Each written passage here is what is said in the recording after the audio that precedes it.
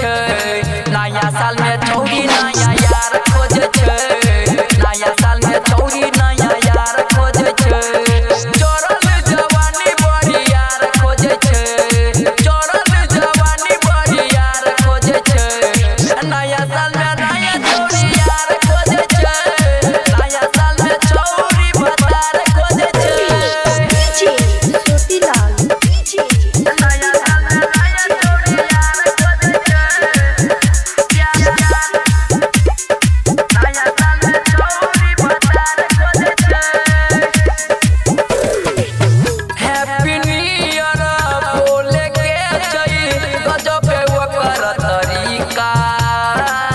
रहिया में चलै छै सीना उतान रे चलै छै जेना चंदरिका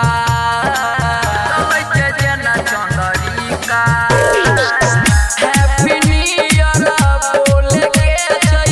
गजब के ओकर तरीका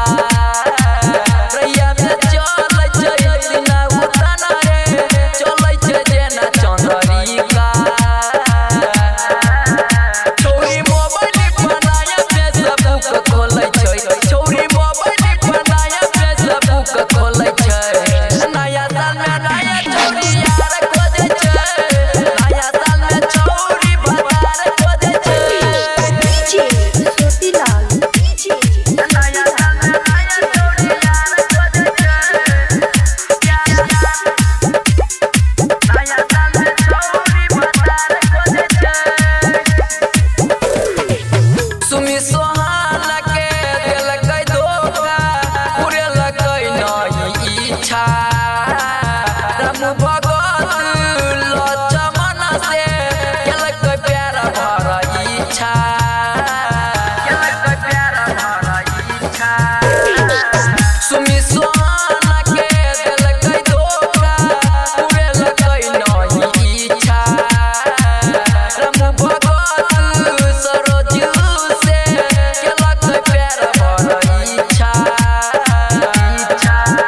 छौरी फोन पे पराइत भइर बात करै छै छौरी फोन पे पराइत भइर बात करै छै नया साल में नया छौरी यार खोजे छै नया साल में छौरी बतार खोजे छै